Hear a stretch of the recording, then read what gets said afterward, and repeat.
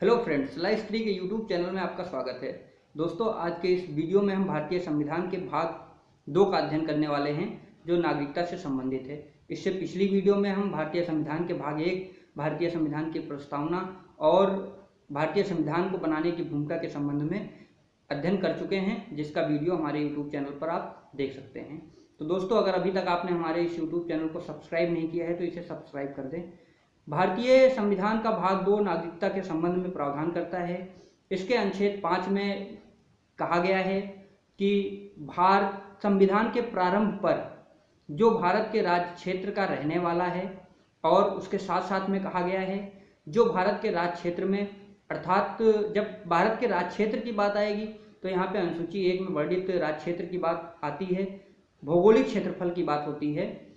वर्णित क्षेत्र में जिसका जन्म हुआ था या जिसके माता पिता का जन्म भारत के राज्य क्षेत्र में हुआ हो, या जो संविधान लागू होने की तिथि 26 जनवरी 1950 से पहले कम से कम 5 साल से भारत राज्य क्षेत्र का रहने वाला हो, वह भारत का नागरिक होगा।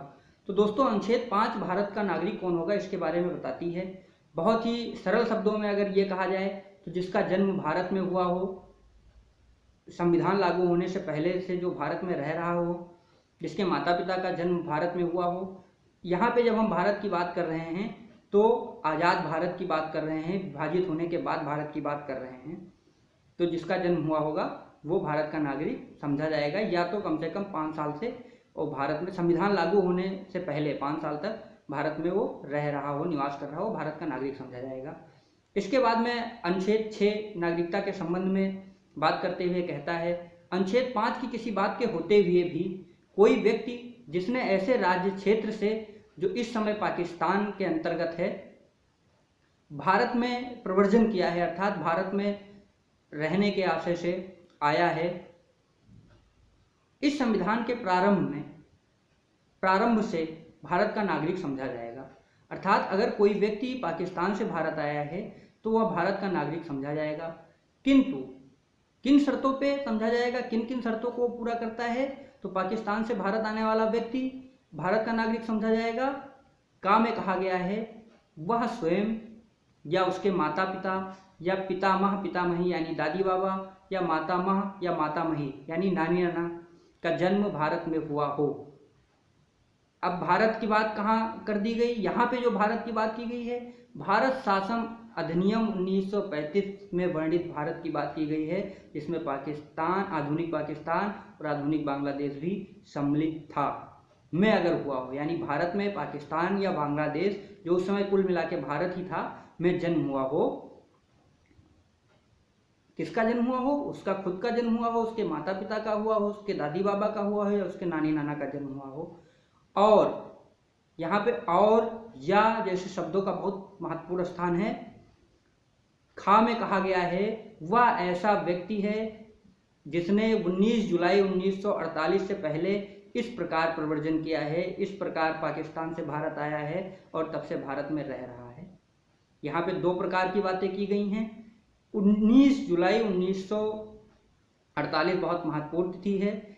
इससे पहले अगर कोई व्यक्ति आया है भारत में पाकिस्तान से और भारत में रह रहा है तो वह भारत का नागरिक समझा जाएगा। अगर कोई व्यक्ति 19 जुलाई 1948 के बाद में आया है, इसके खंड 2 में बताया गया है कि अगर कोई जो व्यक्ति बाद में आया है और उसने संबंधित प्राधिकारी को जो इस हेतु नियत किया गया हो, विहित रीत से अपनी नागरिकता के लिए आवेदन करता है और उसका आवेदन यदि स्वीकृत कर लिया जाता है प्राधिकारी के द्वारा, तो वह भारत का नागरिक समझा जाएगा। यहाँ पे एक कंडीशन लगा दी गई है कि 19 जुलाई 1948 के बाद जो भारत में आएगा उसे आवेदन करना पड़ेगा, और अगर उसका आवेदन स्वीकृत होता है तब वह भारत का नागरिक माना जाएगा।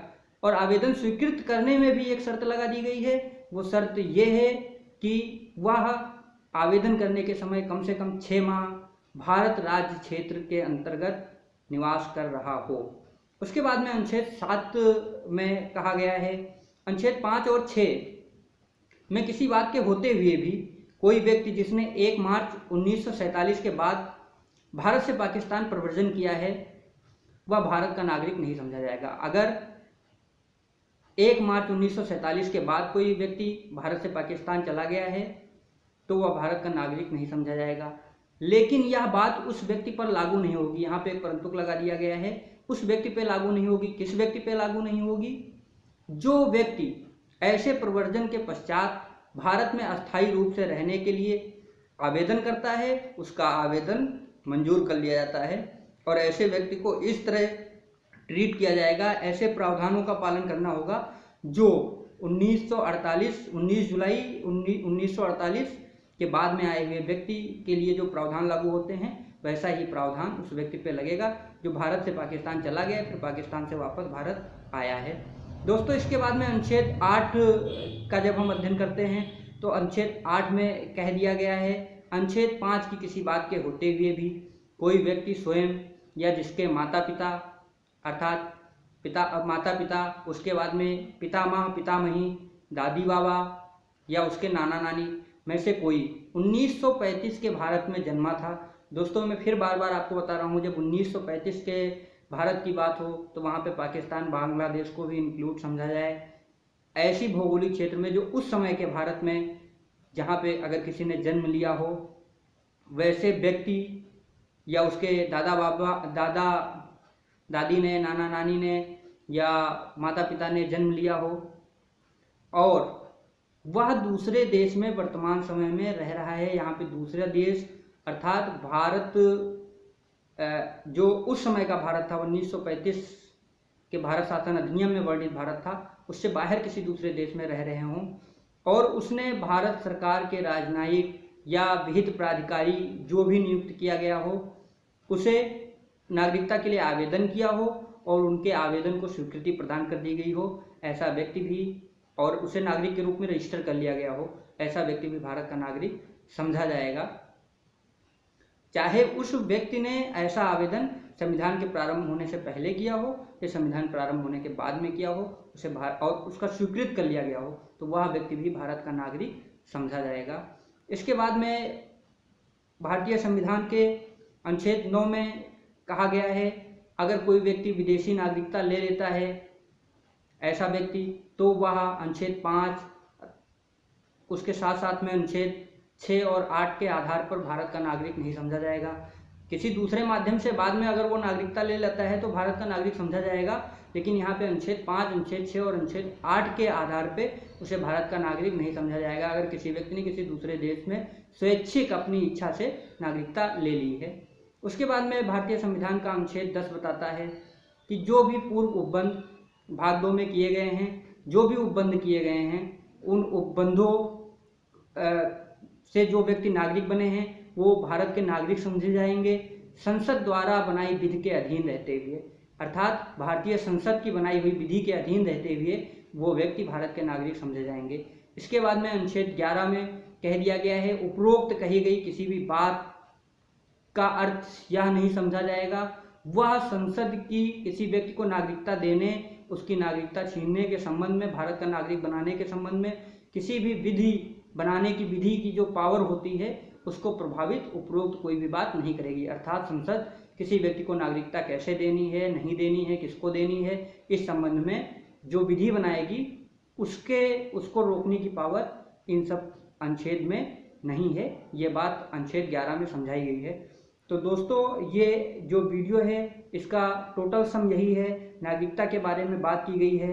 सबसे पहले अनुच्छेद 5 में बात की गई है कौन से व्यक्ति नागरिक होंगे, तो जो भारत का जो राज्य क्षेत्र है उसमें जो जो व्यक्ति जन्म लिए हों, उनके माता पिता जन्म लिए हों और या संविधान लागू होने से 5 साल से पहले से वो वहाँ पर रह रहे हों, वो भारत के नागरिक समझे जाएंगे।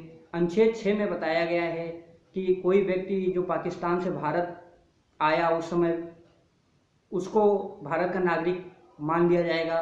कब मान लिया जाएगा? अगर 19 जुलाई 1948 से पहले भारत में आया और वो भारत में रह रहा है तो मान लिया जाएगा। 19 जुलाई 1948 के बाद अगर भारत में आया और उसने आवेदन किया, उसके आवेदन को मंजूर कर लिया गया तो वो भारत का नागरिक समझा जाएगा।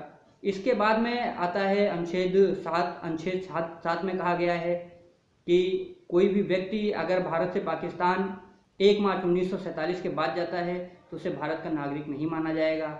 लेकिन इसके बाद में इसमें परंतु भी लगा दिया गया है कि कि अगर ऐसा व्यक्ति दोबारा भारत में आता है और आवेदन करता है, उसका आवेदन मंजूर कर लिया जाता है। अनुच्छेद 6 के खंड 2 के तहत अगर आवेदन करता है उस प्रारूप से, उसका आवेदन मंजूर कर लिया जाता है, तो उसे भारत की नागरिकता दी जा सकती है।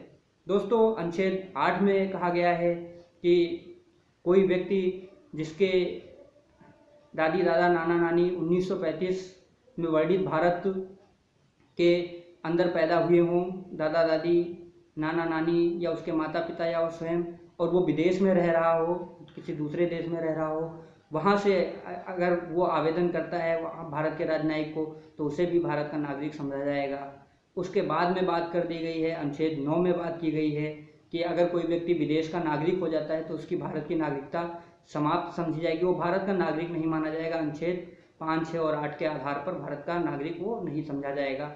बाद में अगर वो आवेदन करता है, उसका आवेदन मंजूर हो जाता है किसी दूसरे नियम संसद की बनाई विधि के तहत, वो अलग बात है, लेकिन वो 5, 6 और 8 के आधार पे नागरिक नहीं रह जाता है। अनुच्छेद 10 में बताया गया है कि जो जो प्रावबंध किए गए हुए हैं, अर्थात अनुच्छेद 5, 6, 7 में जो भी 8, 9 में जो भी उपबंध किए गए हैं, वो भारतीय संसद जो विधि बनाएगी नागरिकता के संबंध में, उसके अधीन रहते हुए वो नागरिक समझे जाएंगे। और अनुच्छेद 11 में भारतीय संसद को साफ साफ शक्ति दे दी गई है कि किस व्यक्ति को नागरिकता देनी है, नहीं देनी है, वो शक्ति संसद के पास है। उस पर ये पूर्वगामी जो धाराओं का, पूर्वगामी अनुच्छेद का जो अध्ययन हम लोगों ने किया है, तो वो उसको प्रभावित नहीं करेंगे, उस पर कोई असर नहीं डालेंगे। संसद की जो शक्ति है नागरिकता देने की, किसी की नागरिकता छीनने की, उस पर प्रभाव नहीं डालेंगे। तो दोस्तों, कैसा लगा हमारा आज का ये वीडियो, हमें कमेंट के माध्यम से ज़रूर बताइएगा। और मैं फिर आप लोगों से रिक्वेस्ट करना चाहता हूँ कि इस वीडियो को लाइक ज़रूर करें और कमेंट से अपने विचार ज़रूर भेजें हमें, और अपने दोस्तों में शेयर करें। ज्ञान बांटने से खूब बढ़ता है, खूब बढ़ेगा।